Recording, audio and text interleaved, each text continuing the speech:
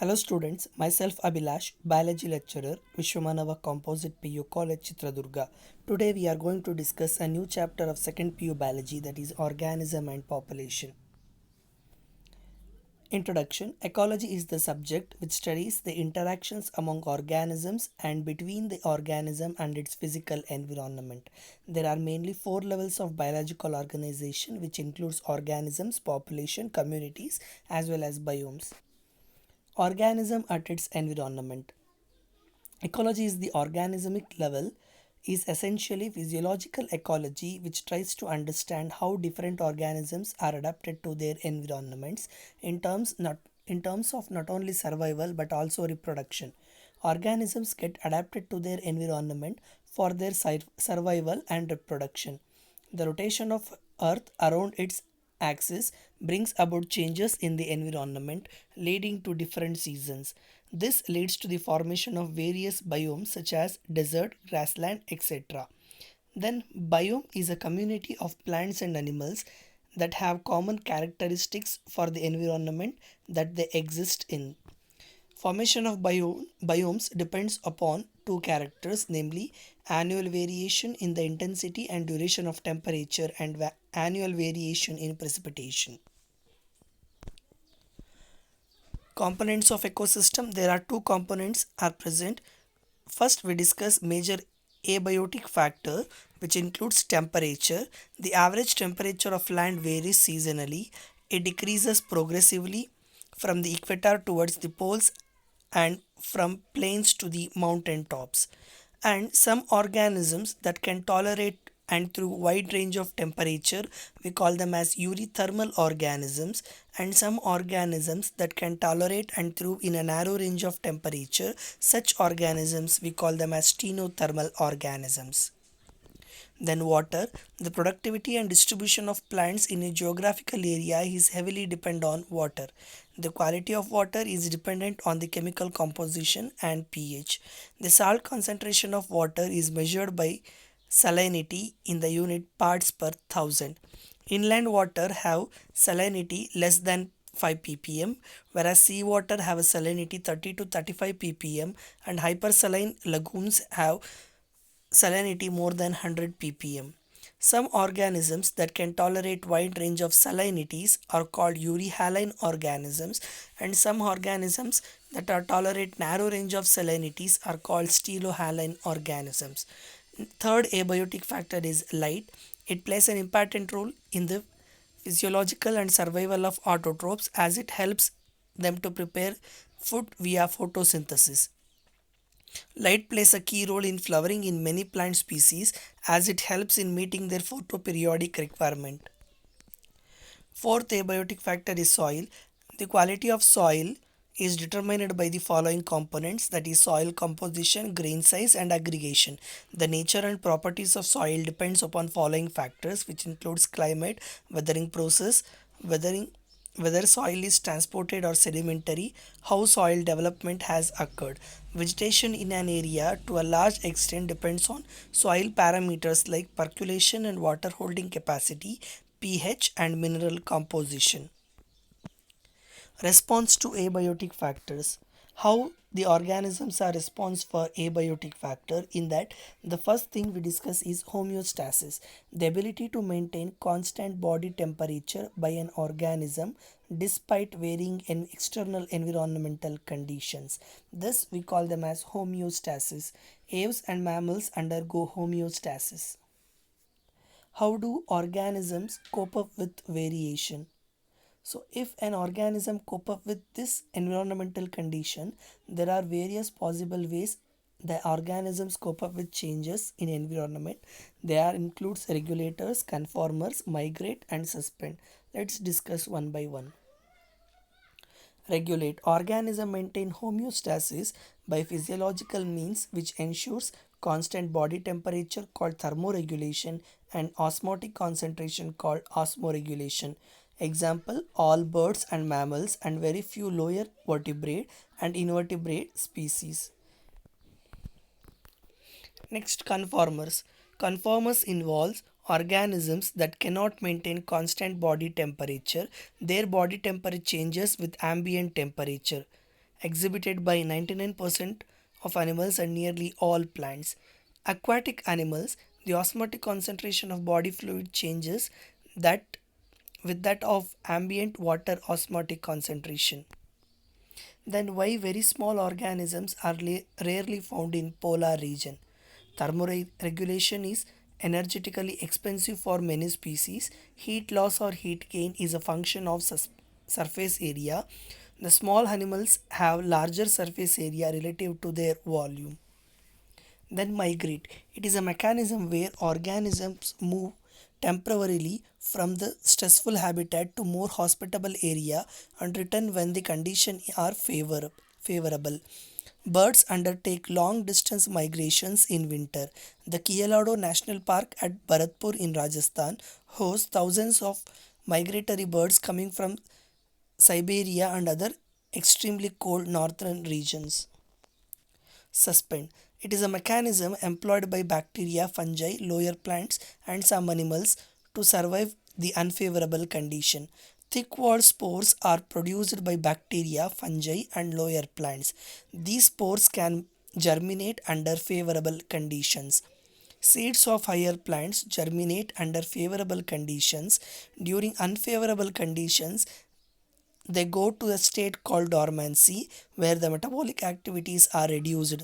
If the animals cannot migrate under unfavorable conditions, they might avoid stressful by escaping in time, which includes hibernation, which is seen in bear, the winter sleep, as well as aestivation, the summer sleep, which is seen in snails and fishes. Frog is an example for both hibernation and aestivation.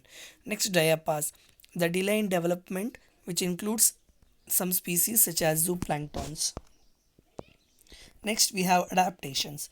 Adaptation is any attribute of an organism that enables the organism to survive and to produce in its habitat. Adaptations of kangaroo rat. Kangaroo rat in North American deserts is capable of meeting all its water requirements through its internal fat oxidation. That means kangaroo rat obtain water from fat oxidation. Then adaptation of desert plants. They minimize water loss through transpiration by arrangement of stomata in deep plits, presence of special photosynthetic pathway, that is CAM pathway, that enables their stomata remain closed during daytime.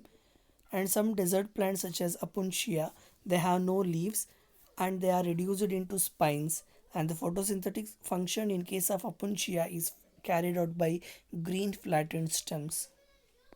Adaptation in mammals in colder climate. Presence of shorter ears and shorter limbs to minimize heat loss. This is proposed by a specialized rule called Allen's rule. Seals have thick layer of fat, we call them as blubber, below their skin that acts as an insulator and reduces the loss of heat from the body. Then adaptation of humans and some other organisms in higher altitude. Because of the lower atmospheric pressure in high altitudes, humans at high altitude experience altitude sickness, which includes nausea, fatigue, and heart palpitations. Then adaptations of desert lizard, they exhibit behavioral response, they lack the physiological ability to deal with the high temperatures of their habitat. So how they adapted means they bask of the sun and absorb heat when their body temperature drops below the comfort zone, and they move to shade when ambient temperature starts increasing. Then population, which includes population attributes. Population attributes refers to the organisms living in a groups in a well-defined geographical area, sharing or competing for similar resources and potentially inbreeding. Population ecology links ecology to population, genetics, and evolution. Characteristics of population, which includes birth rate, death rate, as well as sex ratio. Age pyramids and human population. The age pyramids refers to the structure representing the age distribution for a population. The shape of the pyramids reflect the growth status of the population, whether it is growing or stable or declining. Then population density. The number of individuals of a species per unit area is called population density, and it is designated by a symbol capital N. Then population growth. The size of population, which keeps on changing, depends on various factors, that is food availability, predation pressure, weather condition for a period of time. Fluctuations of this function population density is due to changes. There are four basic processes. One is natality, mortality, immigration and emigration. Natality, the number of birth rate during the period. Mortality, number of death rate. Immigration, the number of individuals of the same species that had come into the habitat from elsewhere during specific period of time. Whereas immigration, the individuals who left the habitat and does not come back to their original place. Representing the population density, we have an equation. Nt plus 1 is equal to Nt plus birth plus immigration minus the death plus immigration. Then population growth models. The growth models can be predicted the growth of a population with respect to time. There are two growth models are there. One is exponential growth model and other one is logistic growth model. In exponential growth model, seen in habitat with an unlimited resources for their individuals. So each species have an ability to realize fully and its innate number. So in this exponential growth curve, the death rate is less compared to the birth rate because there is no competition occurs in the species. So here have an equation that is Nt is equal to N naught e to the power of RT. Then logistic growth curve.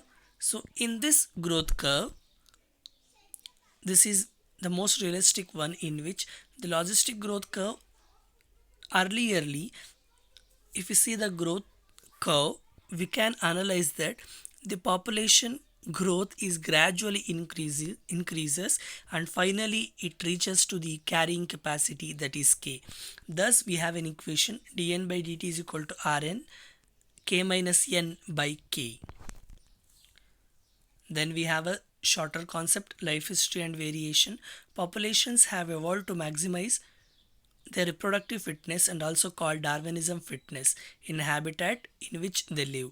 Some organisms breed once in their lifetime, which includes bamboo and salmon fish, and some others breed many times during lifetime, which include mammals and most of the birds.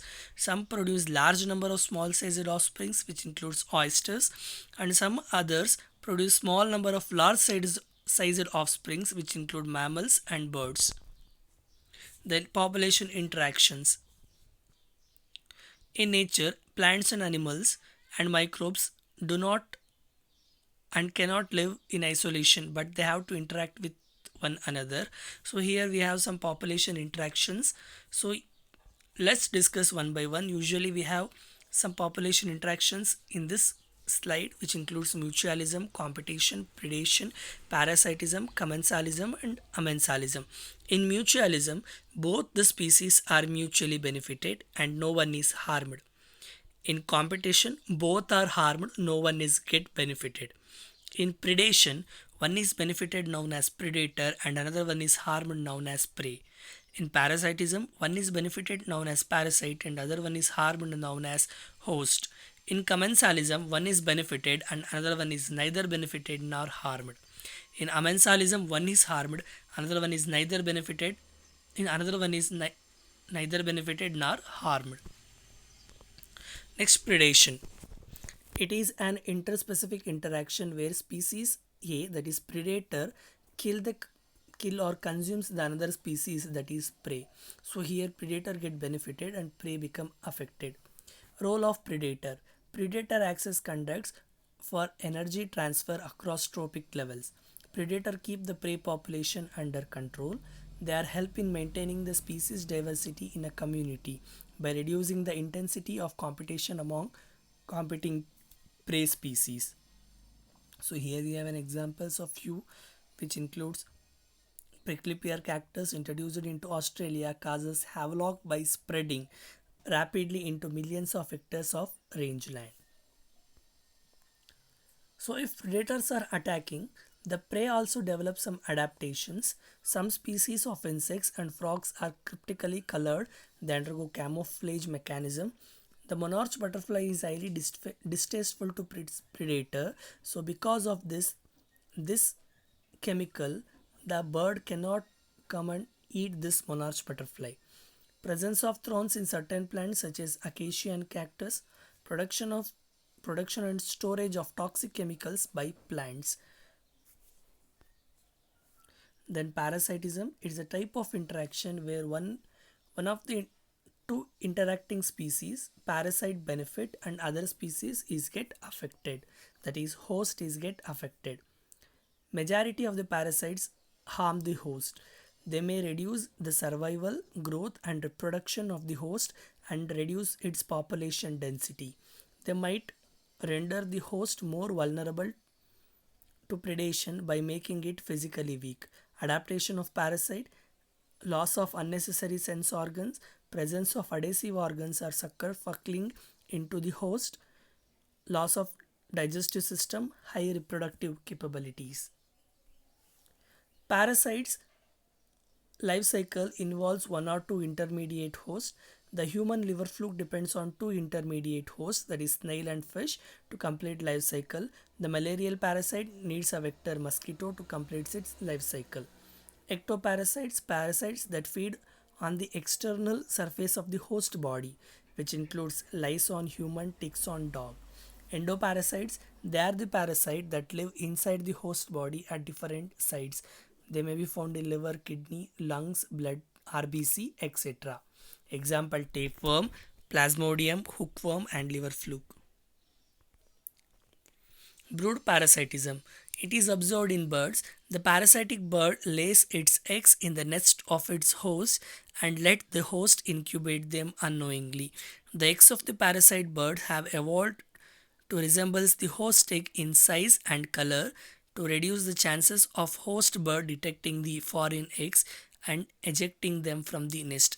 Here we have a best example of cuckoo that lays its egg in the nest of crow. Then competition. Competition occurs when closely related species competing for same resource that are limiting. Totally unrelated species could also compete for the same resource. We can see an example of in some shallow South American lakes visiting flamingos and resident fishes competing for the same food, that is zooplanktons in that lake. And resources always need not to be limiting for competition, and we know that if resources are limited then competition occurs. So in this case of Albington tortoise in Galapagos Islands become extinct within a decade after goats were introduced on that island, apparently due to greater browsing efficiency of the goats. Competitive release. When species whose distribution is restricted to small geographical area because of the presence of competitively superior species is found to expand its distributional range dramatically when the competing species is experimentally removed. So we have an example of barnacles. Sorry, Balanus. Then Gauss competitive exclusion principle. It states that the two closely related species competing for the same resource cannot coexist indefinitely and the competitively inferior one will be eliminated eventually. Then we have resource partitioning.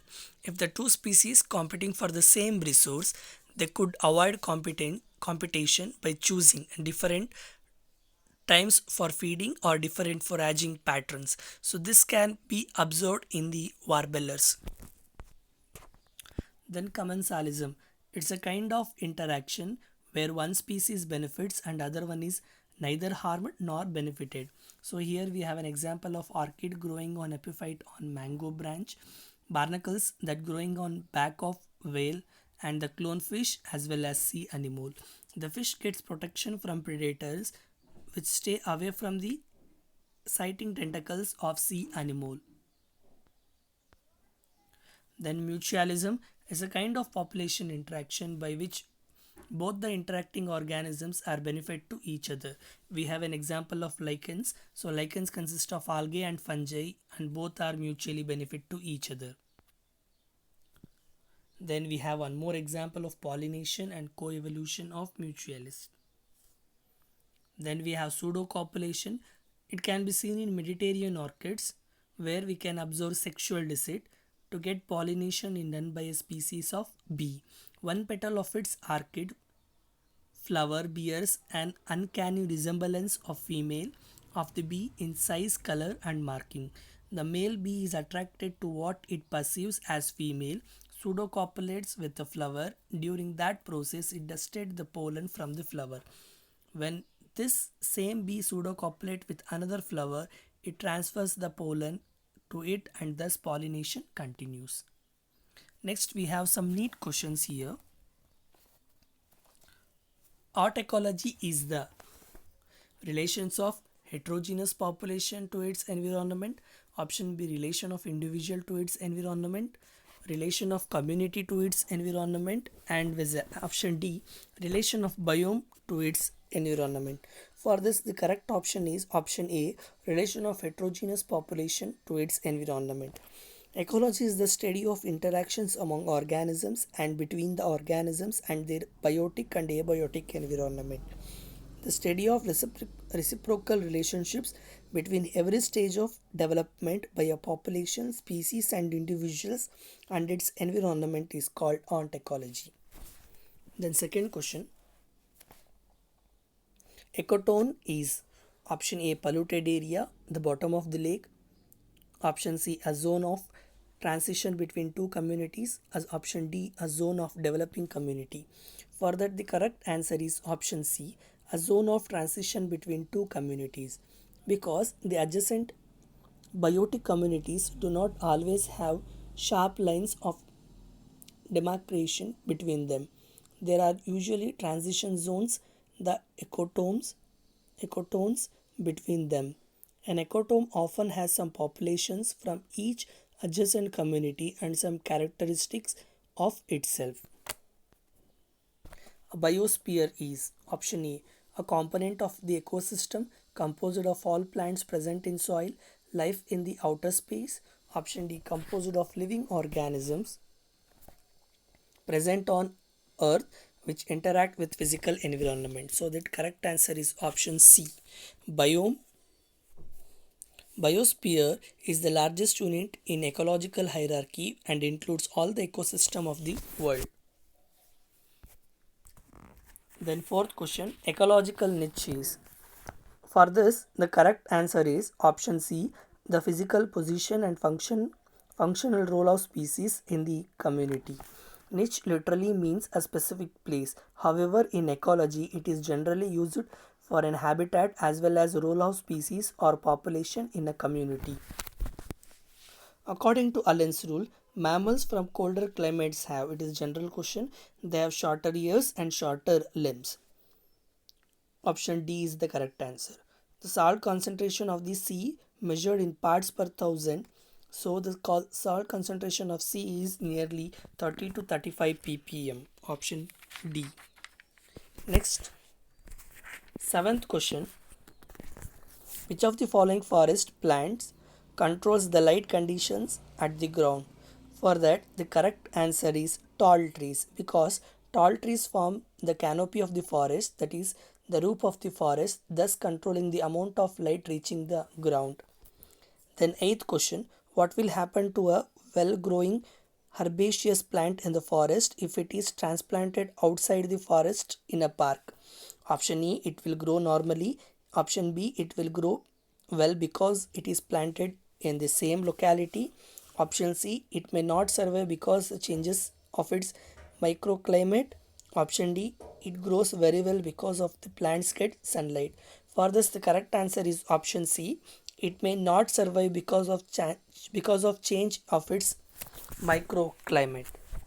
Because herbaceous plants are very small in height, since this plant is growing in forest, it must have been adapted to the light intensity reaching it, moisture in surrounding air and soil characteristics also, a particular association with an animal, etc.